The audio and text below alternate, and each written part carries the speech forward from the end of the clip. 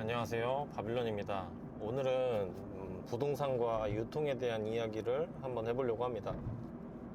2019년부터 온라인 전자상거래를 이렇게 소소하게 시작하면서 이제 같이 동시에 이제 부동산을 이제 좀 공부하기 시작했어요. 공부라기보다는 이제 실제 현장에 가서 시장이라고 해야 되나요? 이런 실무적인 어떤 몰랐던 그런 것들을 이게 책에서는 절대 배울 수 없는 내용들이 있어요. 그건 뭐냐면 내가 실질적으로 한 사이클이라고 해야 되나요? 이것들을 해봄으로써 내가 경험으로 얻는 것들이 있어요. 책으로 얻는 것들도 있겠지만은 그 시기에 딱 맞물려서 내가 경험에서 또 얻는 것들이 있어요.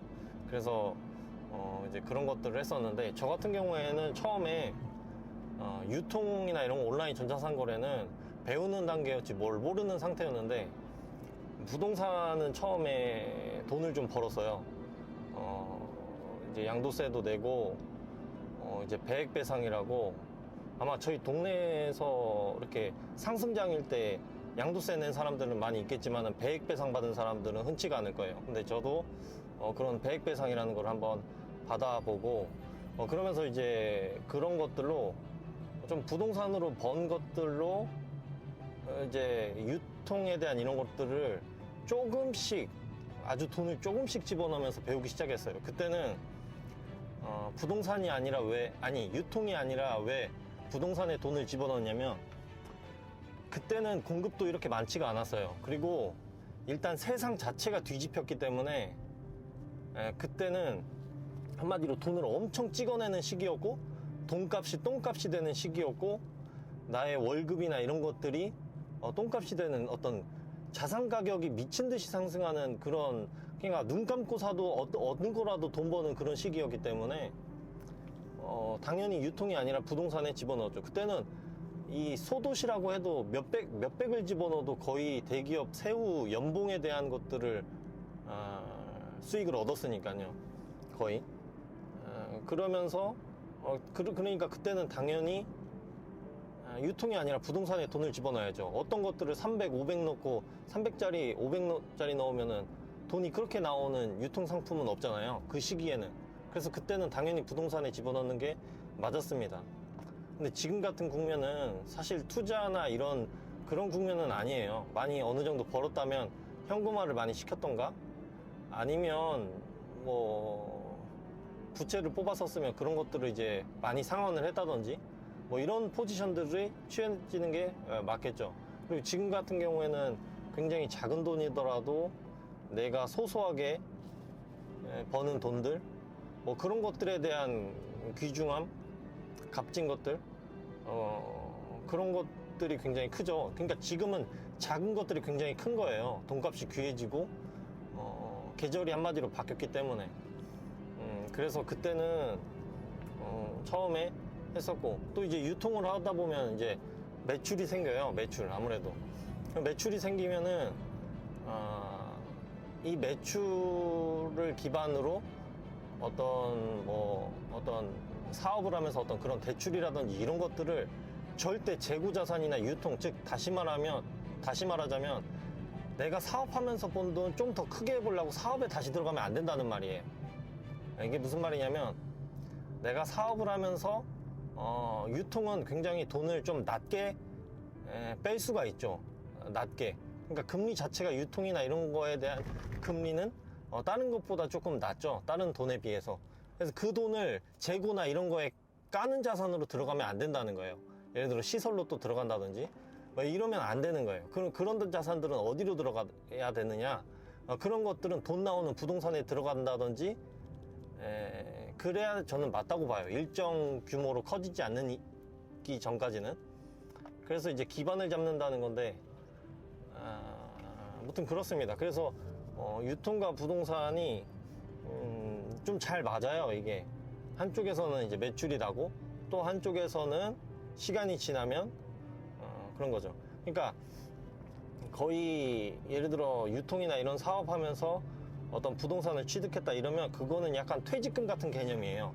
그 물건에 얼마씩 박아놓는 그런 이제 개념으로 이제 생각하면 되는 거고, 지금은 뭐 투자해라 뭐해라 이런 이야기가 아니라 지금 굉장히 리스크 관리를 해야 되고 작은 것들에 감사해야 되고 내가 조금 작게 버는 돈들 이런 것들이 굉장히 귀중하고 값지는 거라는 거죠. 그리고 예를 들어 대출이나 이런 것들이 있으면 충분히 상환을 좀 더 열심히 해야 되는, 그게 맞아요. 또 대출이라는 것도 열심히 상환하다 보면 다음 또 10년이나 어떤 기회가 왔을 때 다시 한번 그 칼을 또 뽑을 수가 있어요.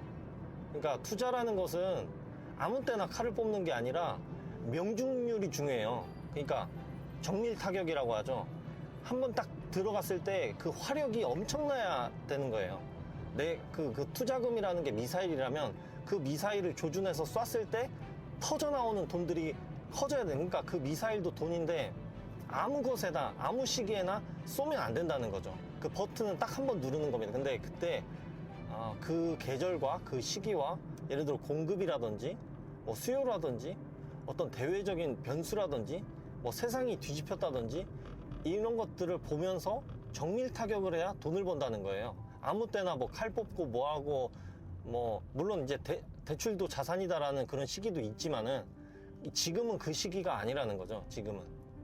지금은 철저히 내가 버는 돈이 진짜 돈인 그런 시기예요. 또 이제 지나가 보면 세상이 뒤집히면서 또 어떤 이제 기회가 올지는 그건 모르겠지만 또 이 투자라는 것은 투자하지 않는 시기에도 굉장히 좋은 투자라는 것을 알아야 돼요. 그러니까 이 말은 뭐냐면 내가 무조건 이걸 샀다, 이걸 팔았다, 샀다 팔았다만 하는 게 사고 보유하고 판다 이것만이 투자가 아니라 기다리는 것도 굉장히 좋은 투자라는 거예요.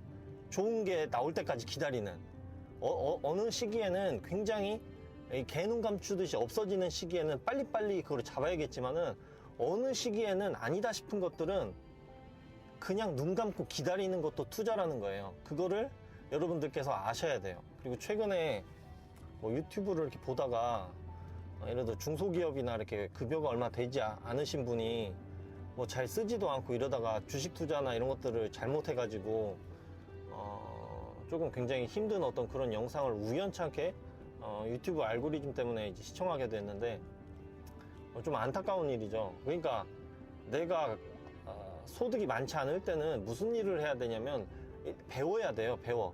배워서 준비를 하는 단계예요. 준비. 예를 들어 돈 없어도 부동산에 가서 좀 물어본다든지 예를 들어 뭐 책을 읽는다든지 돈을 벌어봤던 사람들의 어떤 그런 것들을 좀 간접 경험을 한다든지 그러니까 준비하는 시간을 충분히 갖춰야 된다는 거죠. 그래서 오늘은 뭐 주저리 없이 뭐 이런저런 이야기들을 했지만 그렇네요. 어쨌든 간에 지금은 굉장히 좋은 시대에 살고 있잖아요. 저도 뭐 틈만 나면 경제 유튜버나 뭐 이런 분들 거 방송 시청하고 또 유통에 대한 거 그러니까 저도 스승이 영역이 두 쪽이 있어요. 한쪽은 이제 부동산 영역에서 제가 자문을 구하고 그런 스승님이 한 분 계시고 유통 쪽은 스승님이 많이 있지만 저보다 나이가 어린 분이나 아니면 많거나 그리고 저 같은 경우에는 저보다 나이가 더 어리면 더 깎듯이 대해요. 저보다 나이가 어리면 어린데 저보다 돈을 더 잘 벌고 있다 대단한 거잖아요. 그래서 뭔가를 배울 때는 좀 그렇게 배우는 자세도 필요하고 그렇습니다. 그래서 지금은 그냥 좀 차분히 뭐 책도 한번 읽어보시고 뭐 차가 있으면 자동차 세차도 한번 해보고 집이 있으면 집에 이제 구석구석 좀 어지럽혀지고 창문이나 좀 더럽다 싶으면 그런 것도 좀 닦아보고 정신 수양도 하고 좀 차분한 시기를 보내야 되는 시기가 지금은 맞는 것 같아요. 이제 그러다가 뭐 내가 큰 돈을 벌고 있지 않은 것 같아도 지나고 좀 성실히 살다 보면 그런 것들이 축적이 된단 말이에요. 그러다 보면 기회가 왔을 때 꼭 한번 정밀 타격을 해라. 그래서 그때는 이 자산이 10배로 커질 때는 세상이 뒤집힐 때예요. 그 기회가 올 때는.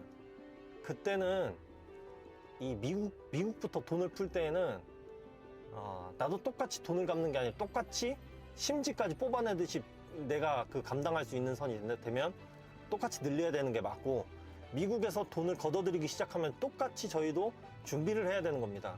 계속 빚을 까나가는 거죠. 있는 자산이 있으면 정리도 좀 하고 그런 거예요. 그러니까 그런 것들을 다 읽다 보면 거시적인 건데 이런 거시적인 것들은 KB금융이나 뭐 이런 데에서 월간 뭐 부자 보고서나 연간 보고서나 이런 거에 나타나 있더라고요. 그래서 그 부자들의 동향이 어떤지, 어떤 생각, 무조건 이제 부자들은 거의 한 발씩이 빠르니까 이제 그런 것들을 좀 참고해보고, 나이가 어리고 내가 소득이 적다면 마음을 조급하게 여기지 마시고 충분히 공부하는 시기를 갖고 그러면 좋을 것 같습니다.